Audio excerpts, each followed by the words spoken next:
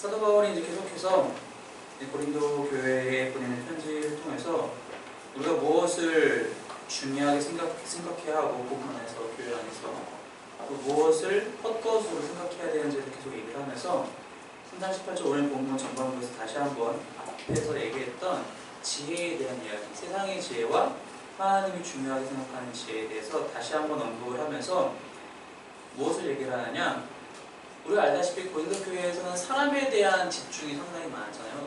이 앞전 본문들에서도 사람들이 바울파로 나뉘고 게바파, 즉 베드로파, 또 이제 아볼로파, 그리스도파 이렇게 사람들이 파벌이 나뉘면서 사람에게 충성하려고 했던 모습들이 많이 보였어요. 그래서 사도 바울이 다시 한번 이 본문에 와서 또 한번 얘기하기를 지혜 있는 것으로, 세상에서 지혜 있는 것으로 그것이 참된 지혜라고 생각하지 말아라.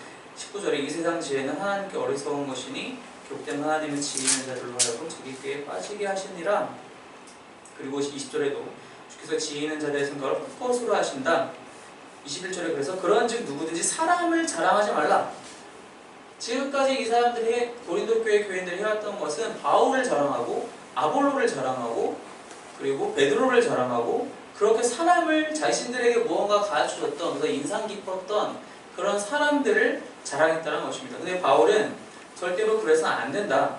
하나님 앞에서는 어떠한 뛰어난 지도자를 할지라도 설령 그 사람이 대단한 사람이 아니라는 겁니다. 그 사람의 지혜가 제일 최고의 지혜가 아니라는 거예요.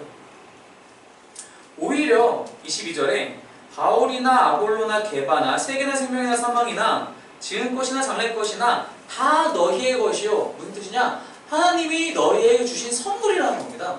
베드로도 바울도 아볼로도 고린도 교회의 교인들에게 그 교회가 세워지기 위해서, 믿음 위에 세워지기 위해서 하나님이 주신 선물이라는 거예요. 근데 하나님이 주신 선물을, 그 선물을 거의 우상시했다라는 겁니다. 고린도 교회 교인들.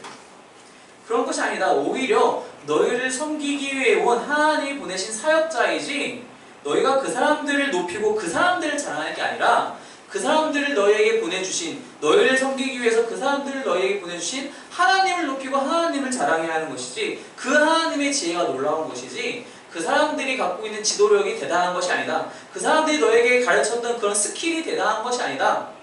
하나님이 너희에게 그 모든 것들을 선물로 주신 것이다 라고 얘기하고 있다는 겁니다. 그러면서 자연적으로 어떻게 이야기를 진행하냐면 23절에 그 너희는, 그 22절 후반부에 이 모든 것이 다 너희의 것이요 너희는 그리스도의 것이요 그리스도는 하나님의 것이니라. 결국 우리 모두는 하나님께 속해 있는 것이다.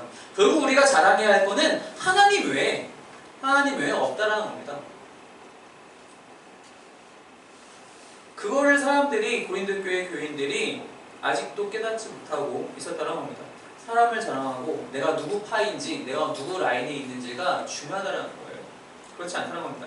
그 근거가 잘못된 근거이다. 너희의 자랑하는 근거가 잘못된 근거이다. 그러면 어떻게 이해하는 게 올바른 이해냐? 너희에게, 우리에게 보내주신 그런 지도자들, 이런 섬기는 사람들을 어떻게 이해하느냐? 그걸 이제 4장 1절에서 5절까지 다시 한번 사도 바울이 얘기를 하고 있어요. 1절에 뭐라고 얘기하고 있냐면은 사람이 마땅히 우리를 그리스도의 일꾼이요 하나님의 비밀을 맡은 자로 여길지어다. 우리가 대단한 사람이 아니라는 겁니다. 이 사도 바울이 여기서 우리들이라고 얘기한 그 우리는 바울을 포함해서 바울과 베드로와 아볼로와 사도들을 비롯해서 당시 교회에서 지도자로 있었던 사람들, 교회를 섬기고 교회를 세우고 교회에서 무언가를 가르쳤던, 복음을 전달했던 그 사람들에 대해서 얘기를 하는 거예요. 우리와 같은 사역자들은 그리스도의 일꾼이요. 일꾼이라는 말은 뭐예요? 말 그대로 시킨 일을 하는 사람들이에요. 그리스도께서 맡기신 일들을 그리스도의 목적에 맞게 그리스도께서 우리에게 맡기신 대로 일하는 사람들이 일꾼이라는 겁니다. 사도 바울은 자기를 그렇게 평가하고 있어요. 다른 모든 교회를 섬기는, 교회를 세우는 사람들도 그렇게 평가하고 있어요. 그리고 하나님의 비밀을 맡은 자다. 맡은 자라는 단어가 이제 헬라어로 오이코노모스라는 단어인데, 이게 오이코라는 단어가 이제 집이라는 단어와 연결이 되거든요. 즉 영어로 스튜어드, 청지기를 얘기를 하는 거예요.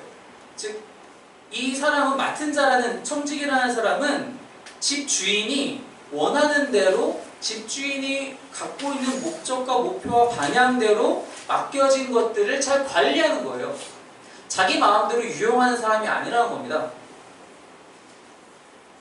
예전에 어떤 우리가 이제 성경에서도 그런 사람들이 종종 나타났잖아요. 누가 있었죠? 구약에 요셉이 있었어요. 요셉은 곡간 열쇠까지 갖고 있는 사람으로서 그 보디발의 집에서요. 모든 것을 다 했는데 그 모든 일들을 다 감당하는 그 방식과 목적이 어떤 거였어요? 자신의 주인을 섬기는 거였어요. 바로 그런 사람처럼 사도 바울도 본인을 하나님의 비밀을 맡은 자, 즉 하나님께서 맡기신 그 복음을 그대로 전달하려는 사람이다. 맡은 자는 이것을 변개할 수 없어요. 자기에게 맡겨진 것을 자기 마음대로 이미 가공해서 전달할 수 없다는 겁니다. 이거는 자신이 받은 그대로 전해줘야 돼. 그래서 2절에 뭐라고 얘기하냐면은 그리고 맡은 자들에게 구할 것은 충성이니라. 충성. 우리가 충성해야 된다라고 얘기를 하면은 되게 좀 포괄적이고 추상적이잖아요. 이거는 이제 세번역 성경에서는 뭐라고 얘기하고 있냐면은 신실함이라고 얘기해요. 구할 것이 신실함이다. 맡은 자들이 구할 것이 신실함이라는 건 뭐냐? 받은 그대로 지켜야 된다는 거예요. 내가 하나님께서 하나님의 비밀, 그 복음을 내가 받았으면 그 복음을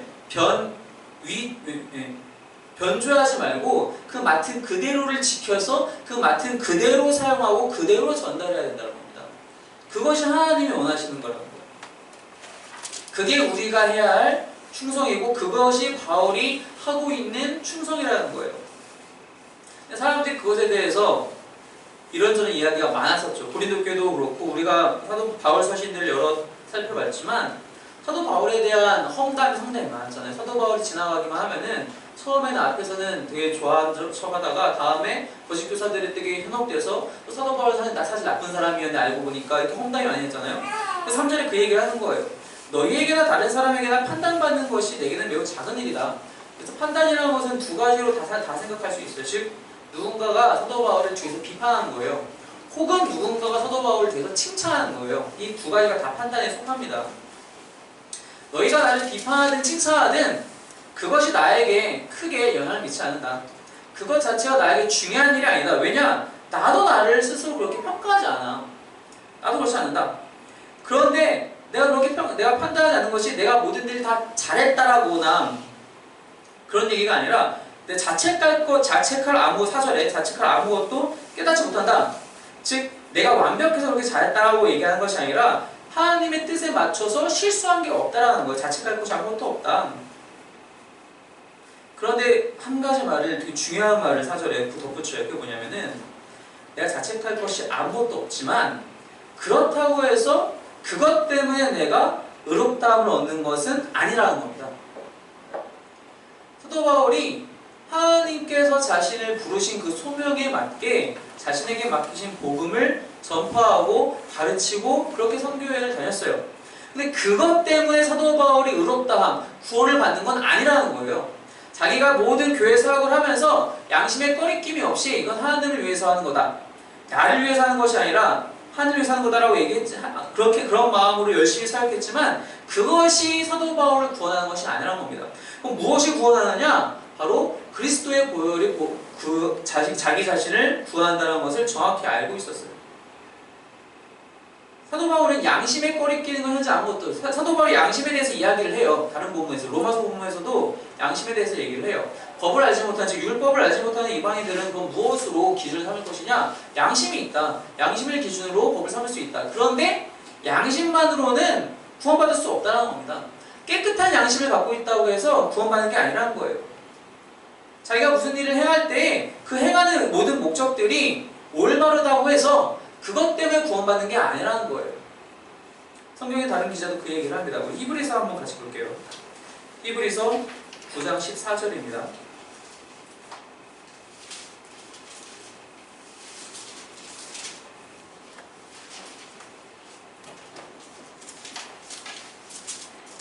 히브리서 9장 14절 말씀 함께 읽겠습니다. 시작. 하물며 영원하신 성령으로 말미암아 뽑는 자기를 하나님께 드린 그리스도의 피가 어찌 너희 양심을 죽은 행실에서 깨끗하게 하고 살아계신 하나님을 섬기게 하지 못하겠느냐. 이게 무슨 뜻이냐면은, 사도 바울이 2절 말씀을 보면은 하나님의 비밀을, 즉 하나님의 복음을 전달하는 것이 바로 그리스도의 피가 어찌 너희 양심을 죽은 행실에서 깨끗하게 하고 살아계신 하나님을 섬기게 하지 못하겠느냐. 양심 혼자서는 죽은 행실에서 깨끗게 하고 살아계신 하나님을 섬기게 할 수 없다는 겁니다. 그럼 그걸 무엇이 그걸 가능케 하느냐? 자기를 하나님께 드린 그리스도의 피가 우리의 양심으로 하여금 그렇게 행할 수 있도록 한다는 겁니다. 양심만으로는 불가능한 거예요. 양심만으로는 구원받을 수 없다는 거예요. 자신의 모든 행동이 깨끗하고 거리낌이 없고 다른 사람에게 잘못한 것이 없고 나의 유익을 위해서 행한 것이 아니라고 해도 그것이 나를 구원하는 것이 아니라 그리스도의 보혈이 나를 구원하는 것이다. 사도 바울은 그 사실을 알았기 때문에 정확하게 얘기를 하는 거예요. 나의 모든 사역이 너희와 함께 지냈던 나의 모든 섬김이 깨끗하고 내가 거칠 게 없다. 자칫할 것이 아무것도 없다. 하지만 이것 때문에 내가 구원받는 것이 아니라 나는 그리스도의 보혈 때문에 구원받는 것이다. 다만 나를 심판하실 이는 주시니라. 그러므로 5절에 때가 이르기 전 곧 주께서 오시기까지 아무것도 판단하지 말라. 왜? 주님께서 판단하실 것이니까요. 그때가 되면은 어둠에 감추인 것들을 드러내고 마음의 뜻을 나타내시리니 그때에 그 마지막 때에 각 사람에게 하나님으로부터 칭찬이 있을 거라고 합니다.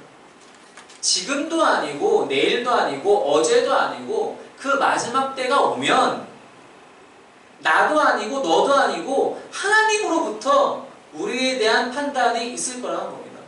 그러니 함부로 남을 판단하지 말라는 거예요.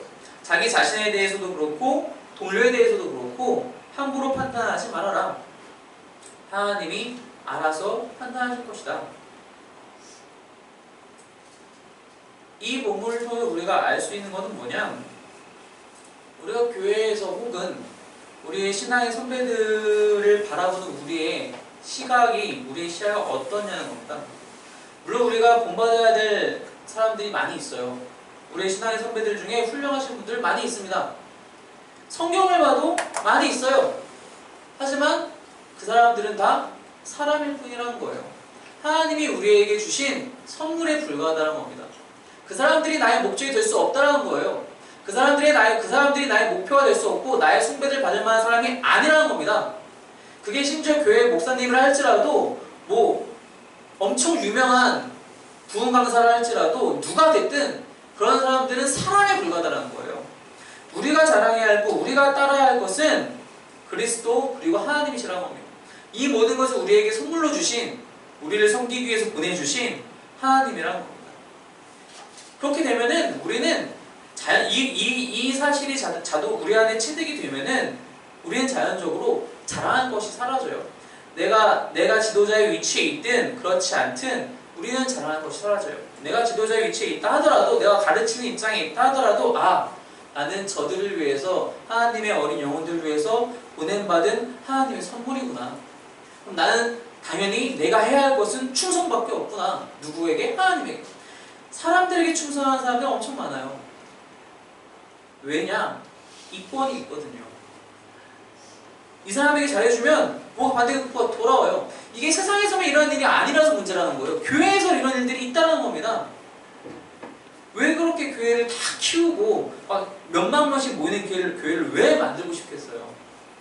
다 그렇지 않을 수도 있겠지만 그렇게 함으로써 자신에게 돌아온 게 있다는 거예요. 그걸 놓치기 싫은 거예요. 법적 투쟁까지 불사하면서 어떻게 내가 쥐어보겠다는 거예요. 우리가 충성해야 할 대상은 하나님이라는 것입니다. 나에게 복음을 맡기신 하나님이라는 것입니다. 이걸 바르게 알면 내가 어떤 이치에 있어도 겸손하게 받아들일 수 있어요. 내가 가르치는 입장이면 난 겸손하게 하나님의 선물로서 저들에게 다가가 주님이 맡기신 것을 변조하지 않고 그대로 전달해야지. 내가 배우는 입장에 있으면 저들을 하나님께서 나에게 보내주셨구나. 하나님이 나를 너무나 사랑하시는구나. 하나님 감사합니다. 나의 자랑이 되십니다. 라고 반응해야 한다는 것입니다. 이것이 하나님이 우리에게 원하시는 성도의 자세, 교회를 바라보는, 교회의 지도자를 바라보는 성도의 참된 자세라는 것입니다. 그게 진짜 지혜고 그게 세상과는 반대되는 진짜 하나님의 지혜라는 것입니다. 바로 우리 교회가 그런 교회가 되기를 소망합니다. 그래서 우리 교회를 통하여서 하나님을 알지 못하는 자들이 와서 이 교회는 우리에게 주신 하나님의 선물이구나. 내가 이 교회를 섬김으로써 하나님을 섬겨야겠구나. 그런 마음이 자연스럽게 일어날 수 있는 그 놀라운 은혜가 우리 가운데 날마다 솟아나기를 주님의 이름으로 축원합니다. 자, 함께 기도하겠습니다.